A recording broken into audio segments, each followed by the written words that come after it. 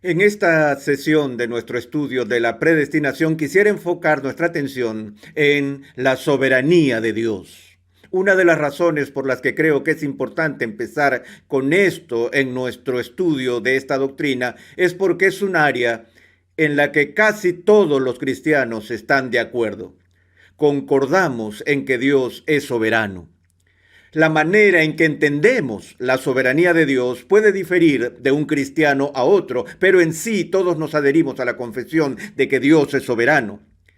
El tercer capítulo de la Confesión de Westminster empieza con estas palabras: Dios, desde toda la eternidad, por el sapientísimo y santísimo consejo de su propia voluntad, ordenó libremente e inmutablemente, es decir, sin ninguna posibilidad de cambio.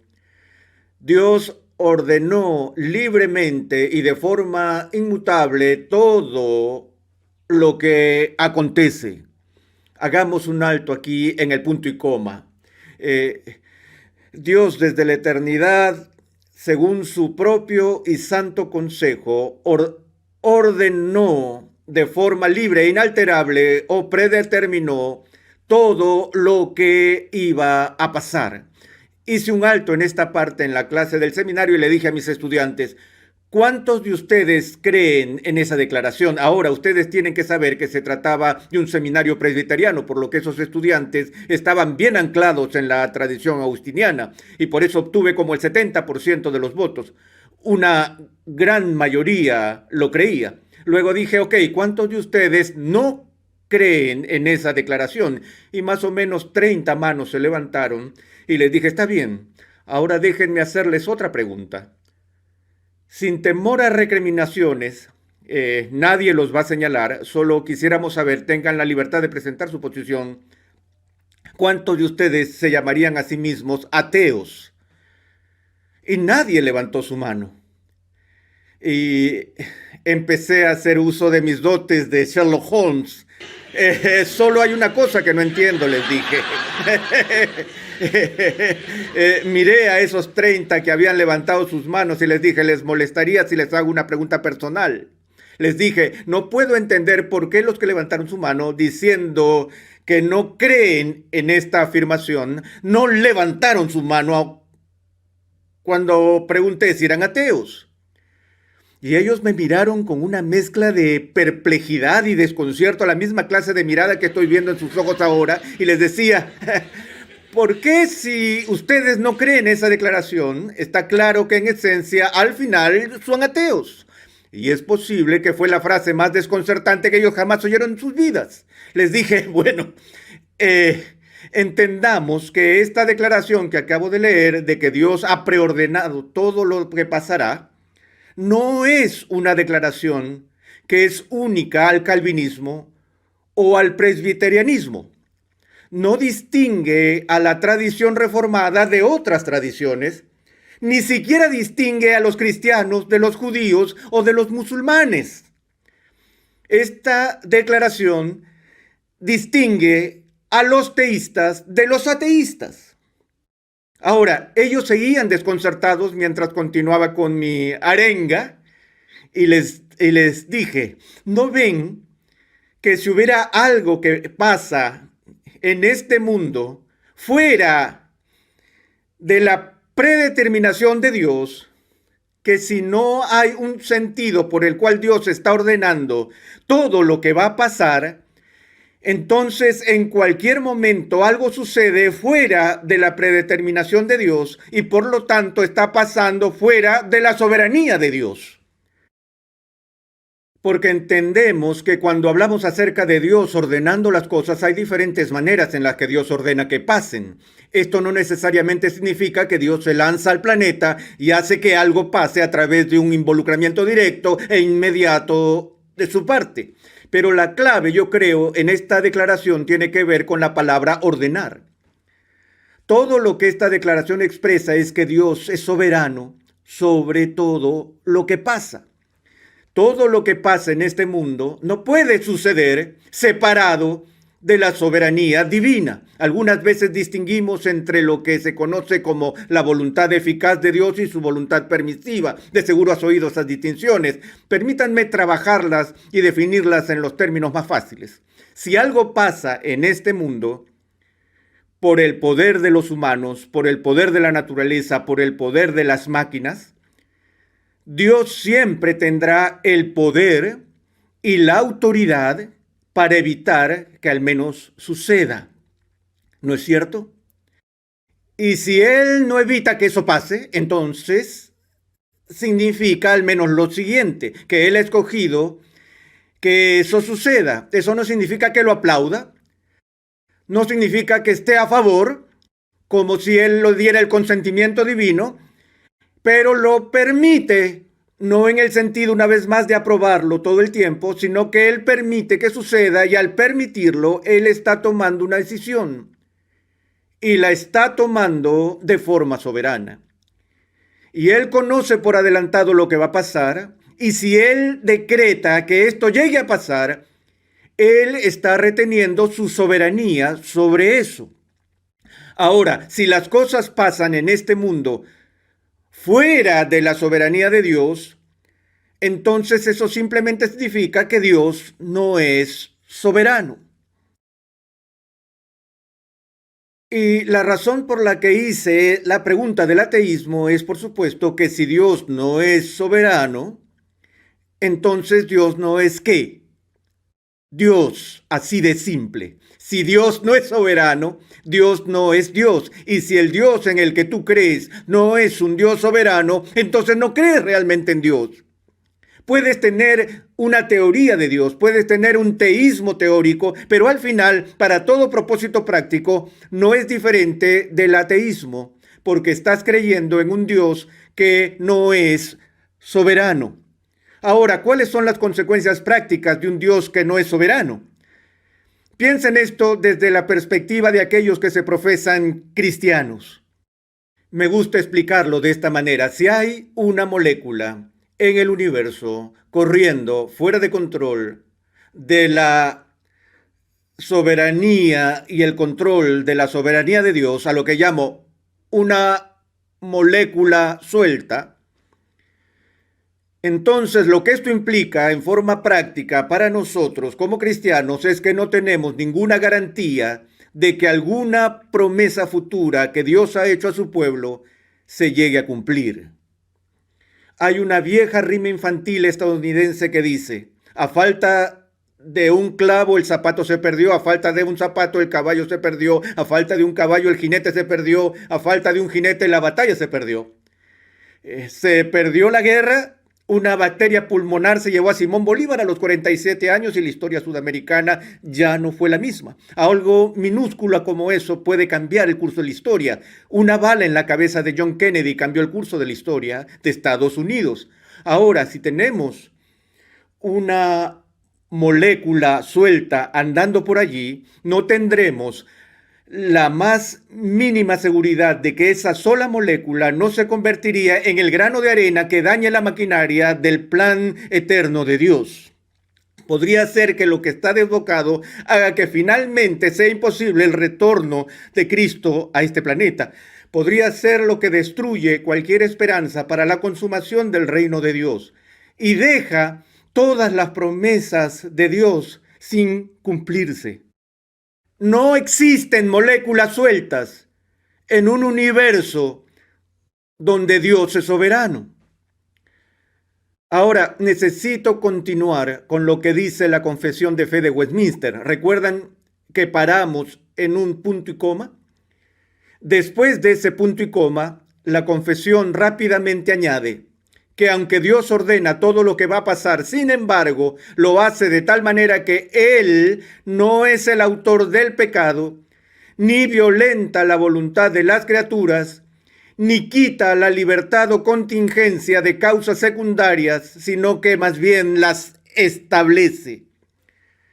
Entonces, no estamos hablando de un determinismo rígido que elimina criaturas libres, sino que estamos afirmando a un Dios soberano que es soberano aún sobre criaturas libres. Ese es el punto que hace la confesión.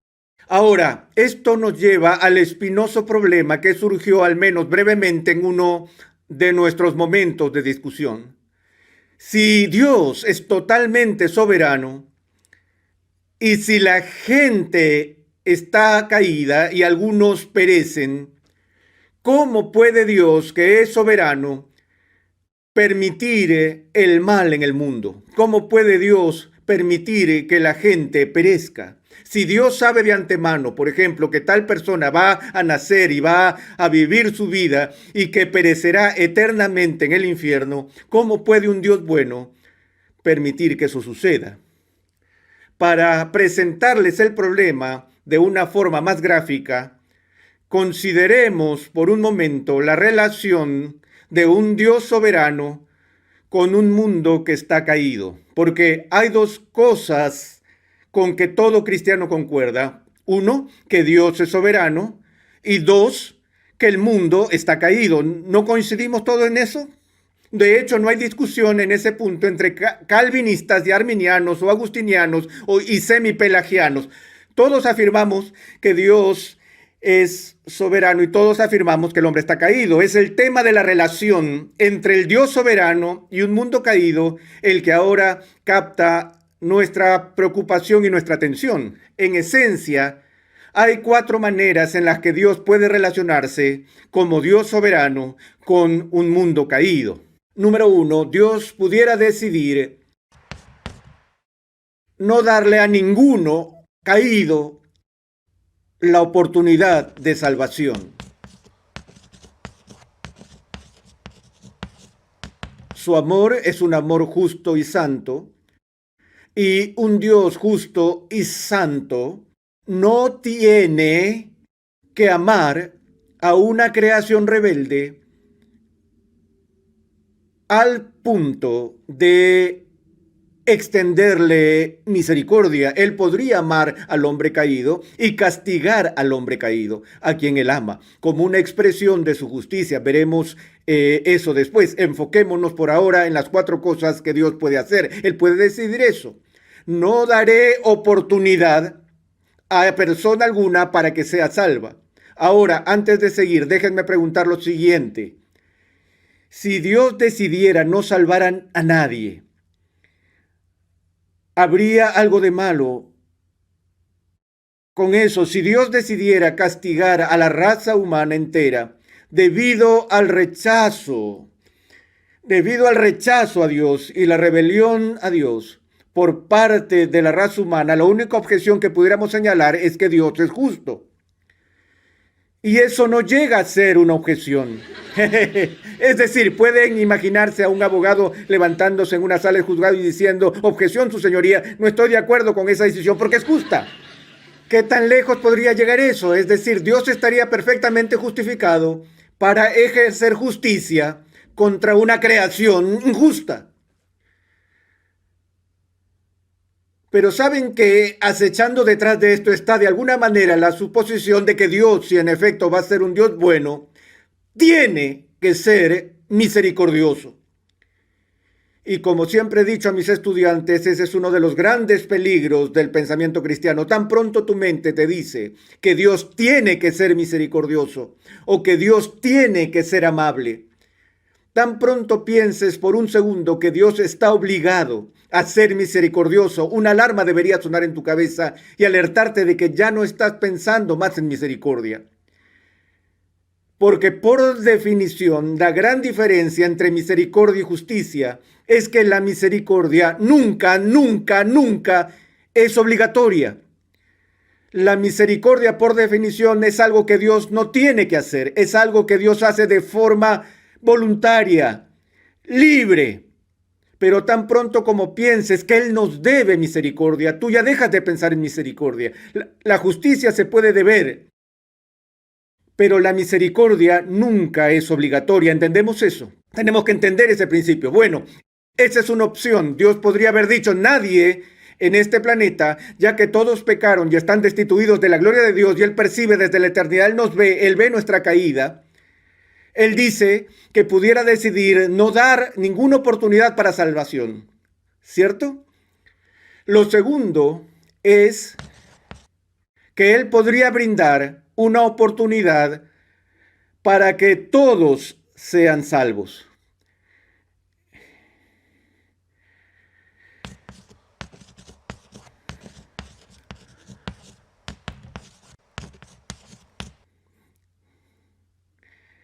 En realidad hay 6 cosas que podríamos hacer aquí y estoy tratando de acortar por efectos de tiempo y voy a poner entre paréntesis aquí, o Él podría crear una oportunidad para que algunas personas sean salvadas.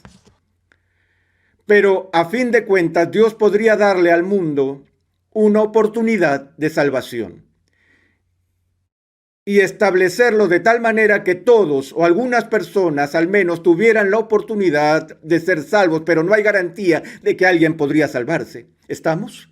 A eso nos referimos con oportunidad. Dios es un redentor de igualdad de oportunidades en este esquema. La tercera opción es que Dios, haciendo ejercicio de su poder y soberanía, pudiera inmiscuirse en la situación humana, no solo brindando una oportunidad de salvación, sino obrando en los corazones de la gente caída para asegurar la salvación de algunos. O pongámoslo de esta manera, asegurar la salvación de todos. Es decir, Dios puede intervenir a favor de todos, asegurando su salvación.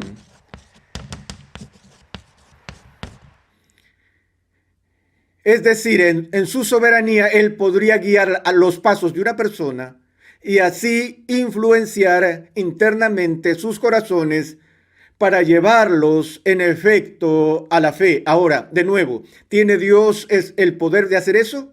Sí.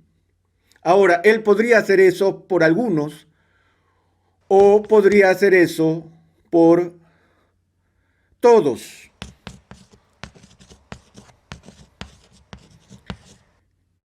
Estas son distintas opciones que Dios tenía o tiene. A lo que queremos llegar en esta serie es qué es lo que en realidad ha hecho.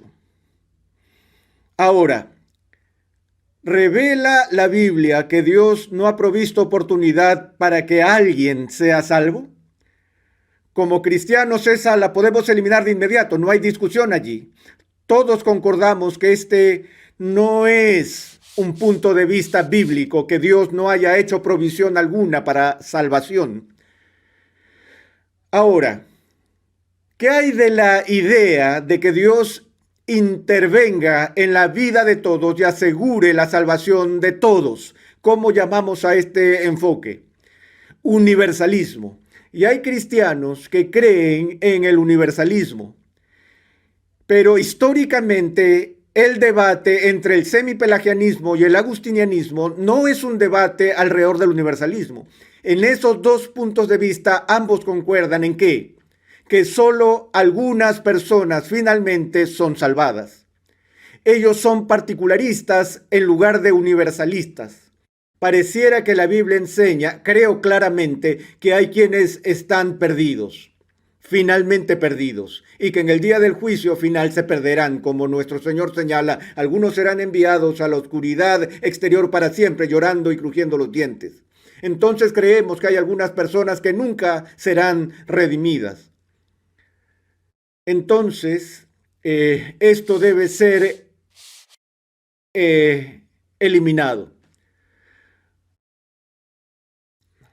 Ahora, lo que nos queda son estas alternativas. O Dios da la oportunidad a todos o solo a algunos. O Dios hace más que simplemente poner a disposición una oportunidad. Él realmente interviene y se asegura que algunas personas sean salvas. Ahora, esto es lo que llamamos, eso debería ser algo en que Dios asegura que algunos sean salvos.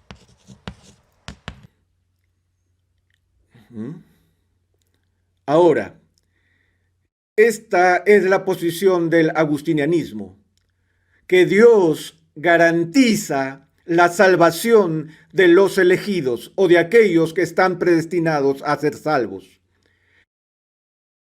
Las opiniones no agustinianas caen bajo esta categoría, una u otra, sea que Dios haga posible para todos o para algunos el ser salvos. Todos tienen la oportunidad o algunos tienen la oportunidad. Ahora, antes de debatir sobre cuál es realmente el caso, permítanme hacer una pregunta.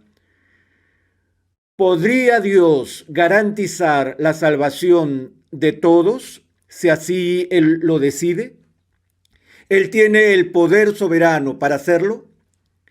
Ahora, ten presente que una de las objeciones más frecuentes a la postura agustiniana de la predestinación es que Dios interviene en la vida de ciertas personas y garantiza su salvación, pero no lo hace por todos. Y la objeción para la postura no agustiniana es: ¡hey Dios! Eso no es justo. Si lo vas a hacer por algunos, entonces tú lo tienes que hacer ¿por quién? Por todos. Pero te das cuenta que la persona tiene el mismo problema. Si esta persona cree que Dios tiene el poder de otorgar a todos la salvación y no lo hace, realmente ese argumento se derrumba, porque todo lo que Dios hace en ese caso es dar la oportunidad.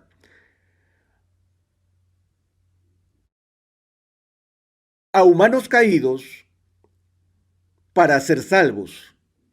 En este caso, Dios hace más que dar la oportunidad.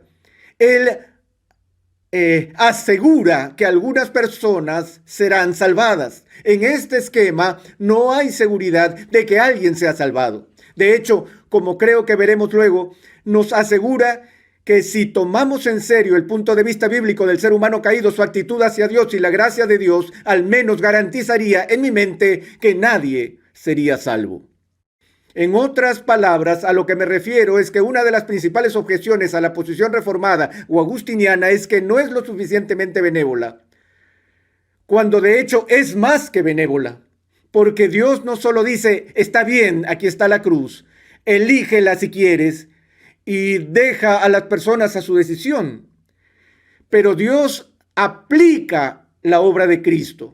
El Espíritu Santo obra en personas que están muertas en delitos y pecados para llevarlos a la fe y para asegurar que la muerte de Cristo nunca sea en vano, que Cristo verá la angustia de su corazón y quedará satisfecho. Las Escrituras hablan de Dios entregando personas, Dios el Padre entregando personas a Dios el Hijo.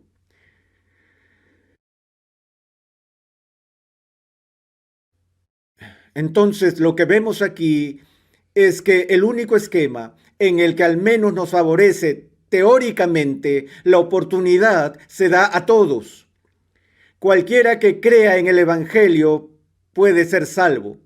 Sin embargo, hay millones, millones y millones de personas que nunca escuchan el Evangelio, que de hecho no tienen la oportunidad. La única oportunidad real, de lo único que realmente podemos hablar aquí, es que algunos tienen la oportunidad. Algunos que no están predestinados tienen la oportunidad de ser salvos. Es decir, este argumento sería que todos los que escuchan el Evangelio al menos tienen la oportunidad de ser salvos, pero Dios no ha garantizado que todos en el mundo escucharán el Evangelio. ¿Podría Dios asegurarse de que todo el mundo escuche el Evangelio? ¿Podría anunciarlo en las nubes si así lo quisiera? Sí, pero Él no lo hace. Y entonces nos quedamos con el problema de que Dios no hace todo lo que Dios posiblemente podría hacer dentro de los límites de su propia rectitud. Él no hace todo lo posible para asegurar la salvación del mundo. Ahora, ¿por qué no? No lo sé. No tengo idea por qué no. Sé que Él no lo hace. Eso sí está claro. Y sé que no hay sombra de variación alguna en Él. Sé que Dios no tiene la menor obligación de salvar a nadie. y sé que Dios salva a algunos, pero Dios es Dios y Dios le recuerda a su pueblo un principio crucial de la soberanía divina. Lo veremos de cerca más adelante en esta serie, donde Dios le recuerda a Moisés y luego a la iglesia a través de Pablo de su prerrogativa divina. Tendré misericordia del que yo tenga misericordia. Dios nunca debe misericordia. Rápidamente, si Dios solo salva a algunas personas, tenemos que entender que hay dos grupos de personas en el mundo: los salvos y los no salvos, pero todos son parte de un grupo de pecadores. Todos han caído, todos están en rebelión contra Dios. Lo que Dios hace, según la posición agustiniana, es que soberanamente elige, escoge y redime a algunos y al resto los pasa por alto. Entonces, lo que tienes en este esquema es que de un grupo tiene misericordia. ¿Qué obtiene este grupo? Justicia. ¿Quién obtiene injusticia? Nadie obtiene injusticia. Ahora, misericordia no es justicia, misericordia es no justicia. Injusticia es no justicia. Pero injusticia y misericordia no son lo mismo. Ambos están fuera de la categoría de justicia. Aquí está la justicia y aquí tenemos la no justicia. Y la no justicia es de dos formas: misericordia e injusticia. Una forma de no justicia es la misericordia. ¿Hay algo pecaminoso, perverso en la misericordia? No, la misericordia es totalmente buena. ¿Hay algo pecaminoso, perverso en la injusticia? Sí, la injusticia es una violación de la justicia. La injusticia es pecado, la injusticia es malvada. Ahora, si Dios le mostró misericordia a este grupo, injusticia a este grupo, entonces Dios vería comprometida su integridad. Pero Dios le da justicia a un grupo, misericordia a otro grupo. Nadie ha sido víctima de injusticia en manos de Dios. Bueno, tengo que parar en este punto y decirles que en nuestra próxima sesión consideraremos dónde entra en juego el libre albedrío del ser humano en todo esto.